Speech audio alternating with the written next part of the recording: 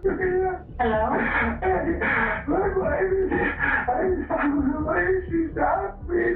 You can hear water running. She's submerged partially. It doesn't look natural. Obviously, she fell or something happened. You know exactly what happened because it was only you and her there. She wasn't wet, her skin was not pruned. My mom was the best person I ever knew. The jury find the defendant guilty of first-degree murder as charged in the indictment. The man on the 911 call sounded shattered. His voice cracked between panic and confusion as he fought to explain what was happening. At times he could barely breathe. Words collided together through crying and desperation, while the dispatcher tried to keep him focused. Hello?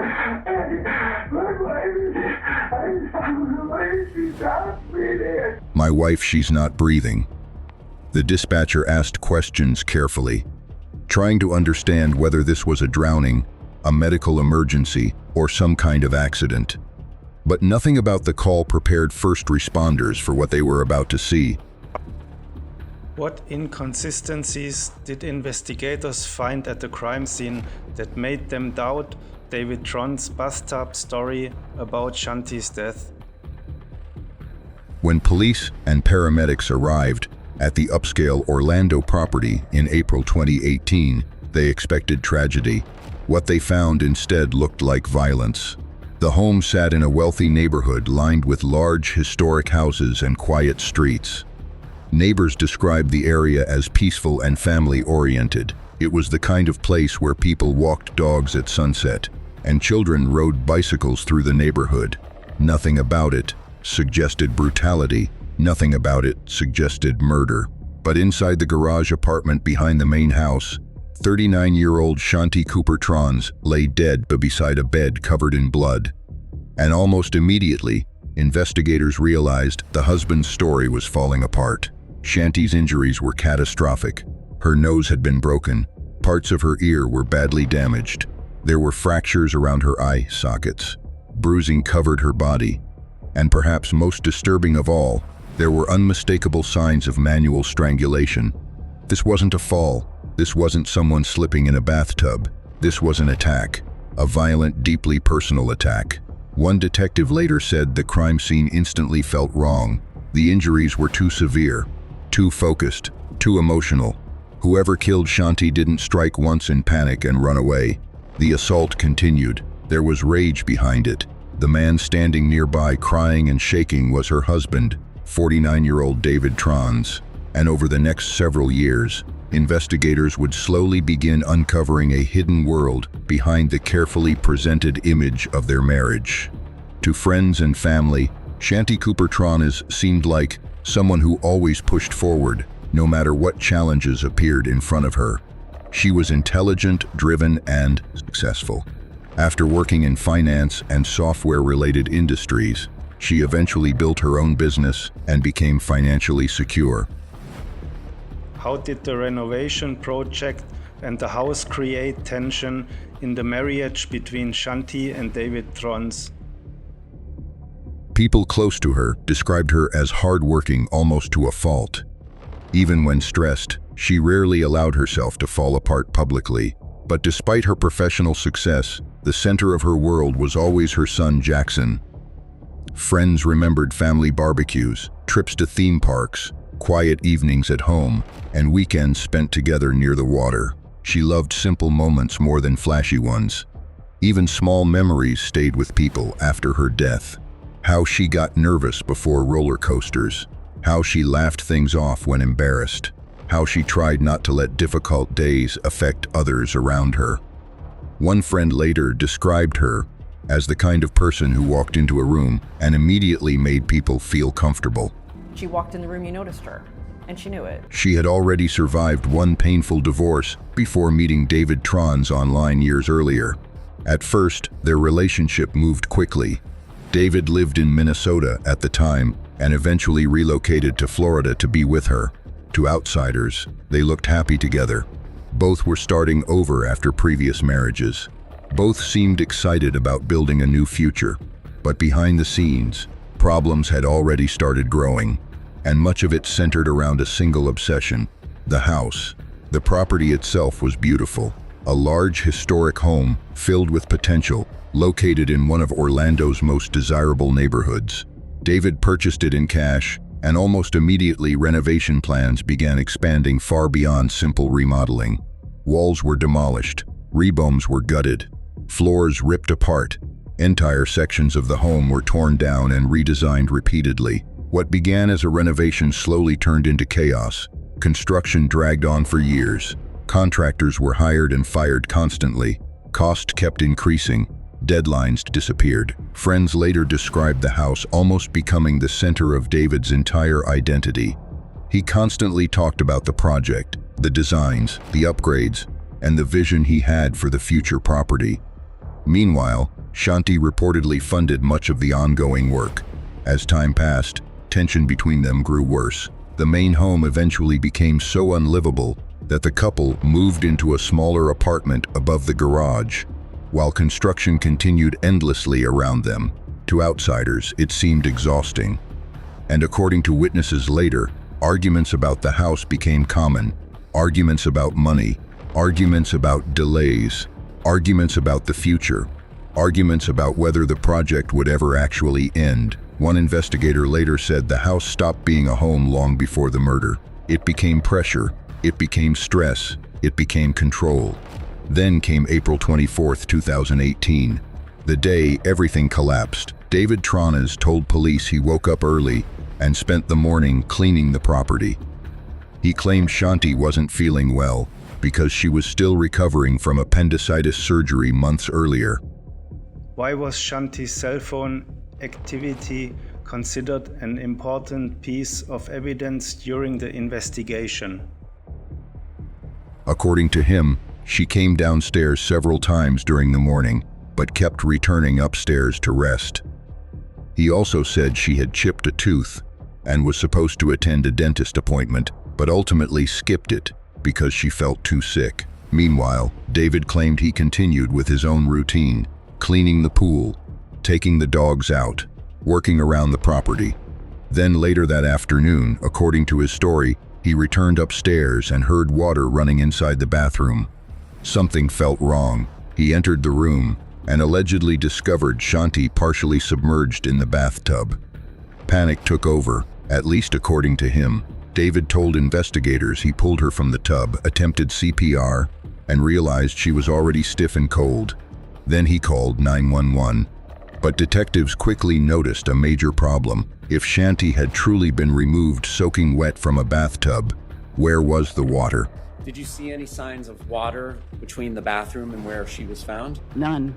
There were no large puddles across the floor, no soaked carpeting, no clear drag marks showing a wet body being moved through the apartment. And the longer investigators examined the scene, the more suspicious everything became, because rigor mortis had already started. That meant Shanti had likely been dead for hours before the 911 call was placed, possibly much longer. Then came another devastating detail. Her phone. Investigators discovered that Shanti's cell phone activity stopped completely late the previous night. No movement, no calls, no messages, no step activity, nothing. And for detectives, that changed everything, because according to David's version of events, Shanti had been awake all morning, moving around the apartment several times. But her phone told a different story, a silent story, a dead story. Investigators began wondering if Shanti had actually died during the night, while David spent the next day quietly building a timeline around her death. Then detectives noticed the bed. Fresh white sheets covered it, almost looking newly placed. Some investigators later said the bedding appeared oddly clean and recently changed, despite the chaos surrounding the scene. And beneath parts of the mattress area, blood evidence appeared inconsistent with David's explanation. It immediately raised questions. Why change sheets after discovering your wife dead? Why did parts of the room look cleaned? Why did the entire apartment feel staged? The more detectives looked, the worse the inconsistencies became. Cash sat untouched in plain view. Her purse remained open nearby. No valuables were stolen. No signs of forced entry existed anywhere. nothing suggested a stranger entered the apartment. Everything pointed inward, toward someone already inside the home, toward someone who understood the layout, toward someone who had time to manipulate the scene afterward. And at the center of it all stood David Trani's, crying into a 911 phone call, while investigators slowly realized they might be listening to performance instead of grief. As detectives continued interviewing David Trani's, they noticed something strange about the way he spoke. Whenever the conversation focused directly on Shanti, he often appeared emotional and scattered. He cried frequently. Sometimes he paused for long stretches or struggled to answer simple questions. We want to say how sorry we are for your loss, David. But whenever detectives brought up the renovation project or the house itself, his demeanor completely changed. Suddenly, he became calm, detailed, focused. What role did the missing wedding ring play in strengthening the prosecution's case against David Trans? He could talk endlessly about construction plans, structural issues, contractors, permits, layouts, and future improvements without hesitation. One investigator later said it felt like David showed more passion discussing drywall and renovations than discussing the woman who had just died. That observation stayed with detectives because psychologically, something felt off. And as they dug deeper into the marriage itself, they began uncovering growing evidence that the relationship was nowhere near as stable as David claimed. Publicly, David repeatedly described the marriage as loving and happy. He insisted they were deeply connected. He painted a picture of a couple rebuilding their lives together and planning for the future. But witnesses later described something far different. Friends noticed tension, neighbors recalled arguments. Some described the relationship as distant and emotionally strained. The renovation project appeared to make everything worse. The house consumed nearly every aspect of their lives. Cost continued climbing while progress slowed. The project dragged on year after year without resolution. And according to prosecutors later, Shanti had started growing frustrated with the entire situation. Some witnesses believed she was beginning to realize David lacked the expertise he claimed to have regarding construction management. Meanwhile, David seemed increasingly obsessed with finishing the project and preserving his vision for the property. The house became more than real estate. It became ego, identity, control. Investigators would later believe that losing control over the house meant losing control over everything. Then the case took an even darker turn as detectives canvassed the neighborhood and interviewed additional witnesses. They discovered another side of David's life that few people around him fully knew about.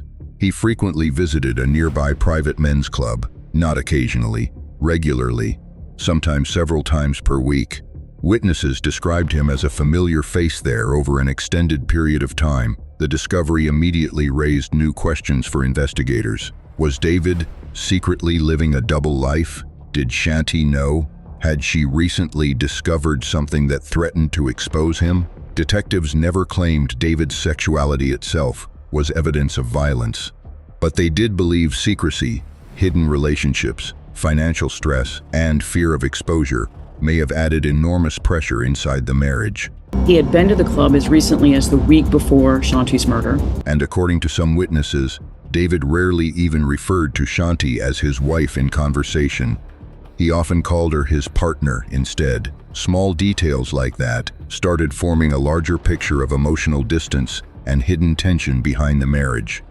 Then came one of the strangest moments in David's police interview. Without investigators even asking, David suddenly began discussing intimate details about his sex life with Shanti. He explained they had recently been sexually active despite her recovery from surgery. The detectives immediately noticed how unusual the statement felt because nobody had asked him about intimacy. Then David added something even stranger. He suggested blood found on the bed might have come from those encounters. According to him, there had been blood everywhere. To investigators, the statement sounded rehearsed, like someone trying to explain away forensic evidence before police fully processed the crime scene. And soon, detectives discovered additional blood evidence near the bed itself. Some stains appeared partially wiped away.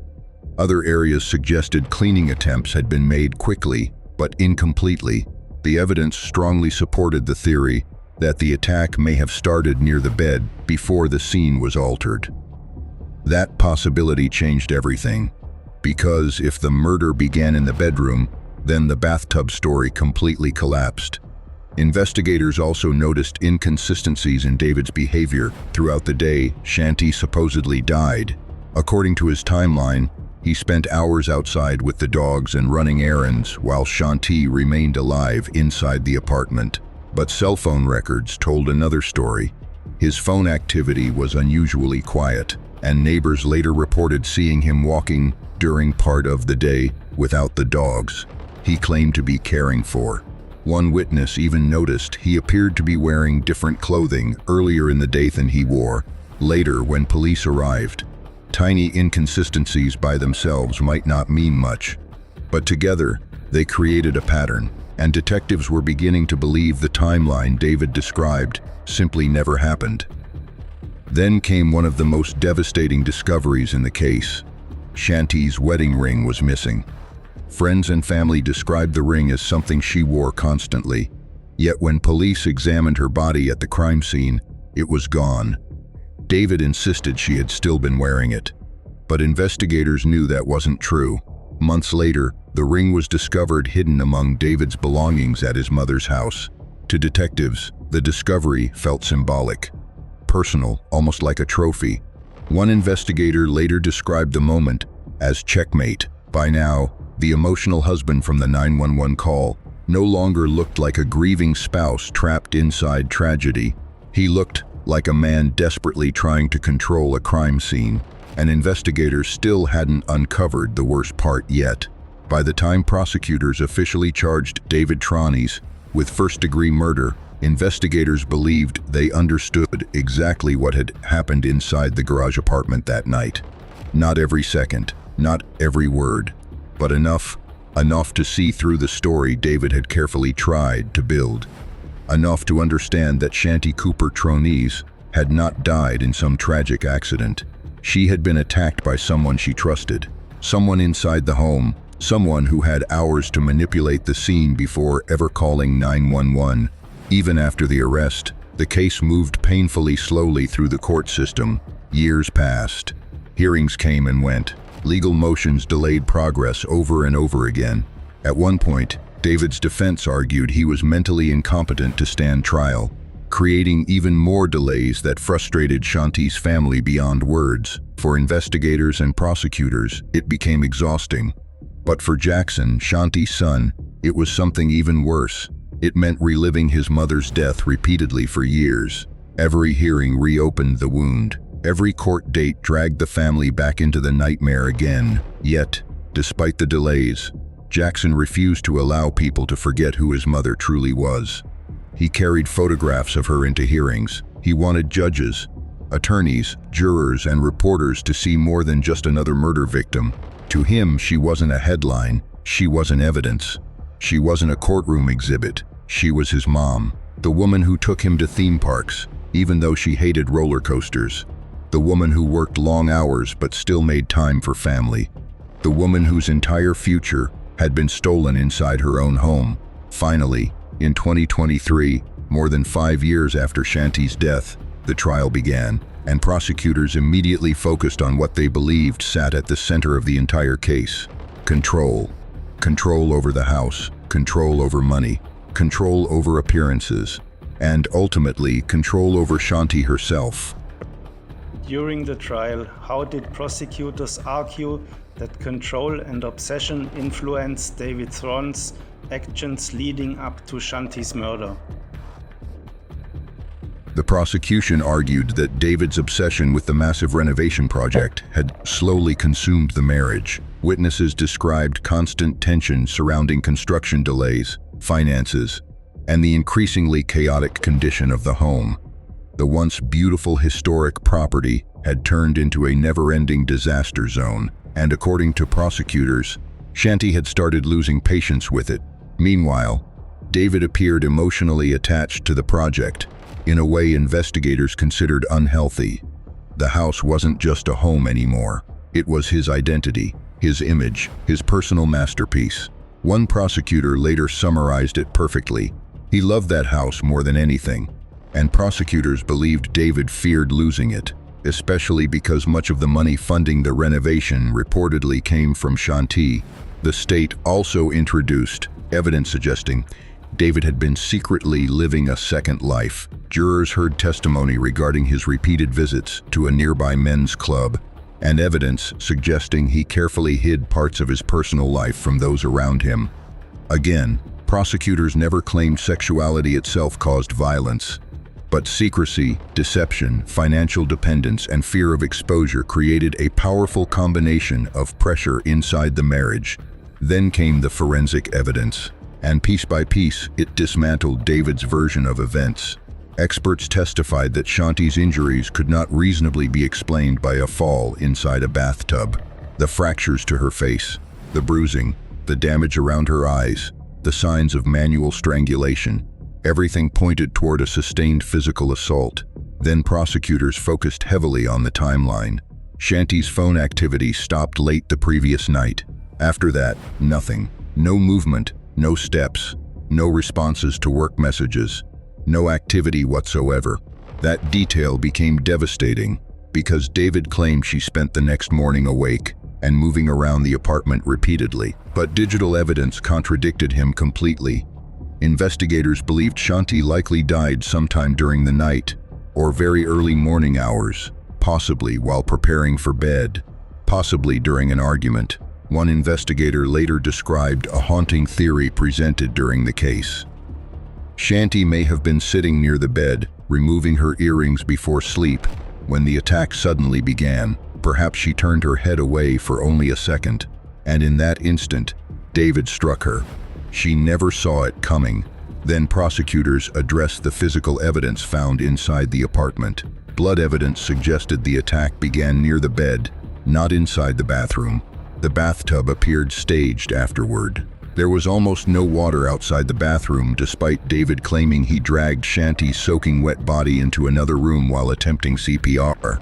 No soaked carpeting, no large puddles, no evidence matching his story. Instead, investigators found signs of cleanup attempts. Bloodstains partially wiped away, fresh sheets placed on the bed, and then the most chilling detail of all, the missing wedding ring.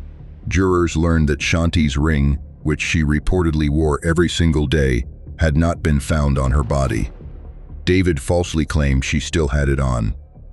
Months later, investigators discovered the ring hidden among David's belongings at his mother's house. To prosecutors, the meaning was obvious. David kept it, a reminder, a possession, a trophy from the crime. Then the trial revealed another shocking detail. Shortly after Shanti's death, private investigators connected to David's original defense team secretly removed bedding from the home. Surveillance cameras captured them taking potential evidence away from the property.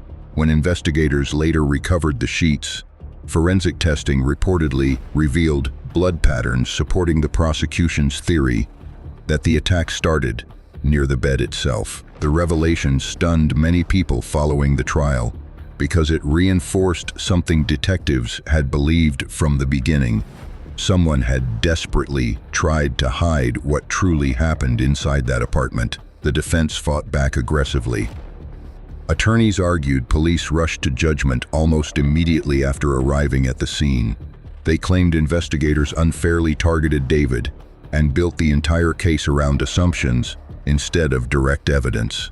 According to the defense, the prosecution relied heavily on circumstantial evidence rather than proving exactly what happened. They attacked the quality of the investigation. They questioned forensic conclusions. They argued detectives became suspicious too quickly because David didn't behave the way people expected a grieving husband to behave. But prosecutors kept returning to the same overwhelming facts. No forced entry, no burglary, no stolen valuables, no unknown DNA suggesting a stranger attacked Shanti. No evidence anyone else entered the home, and no explanation for the endless inconsistencies in David's own story.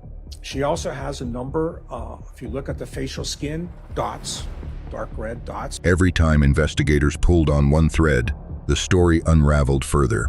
The bathtub didn't make sense. The phone activity didn't make sense. The missing ring didn't make sense. The cleaned blood evidence didn't make sense. And eventually, prosecutors argued, the only explanation left sitting in the courtroom was David himself. For Shanti's family, sitting through the trial was emotionally devastating. Crime scene photographs forced them to confront the brutality of her final moments. Witness testimony reopened years of grief. Every forensic detail made the loss feel fresh all over again. Jackson especially struggled through the long days in court. But he stayed, and he listened, because after waiting more than 5 years, he needed to hear the truth spoken out loud. Finally, after weeks of testimony, the case went to the jury. Then came the waiting. Horrors felt endless. Jurors repeatedly returned with questions, increasing tension inside the courtroom. Nobody knew what the final decision would be. For investigators, prosecutors, and family members, every minute felt unbearable. Then the jury returned. The courtroom fell silent, and after years of delays, arguments, motions, and uncertainty, the verdict was finally read aloud, guilty of first-degree murder. In that moment, everything changed. We, the jury, find the defendant guilty of first-degree murder as charged in the indictment. Jackson later described feeling an enormous weight lift from him the instant he heard the word guilty.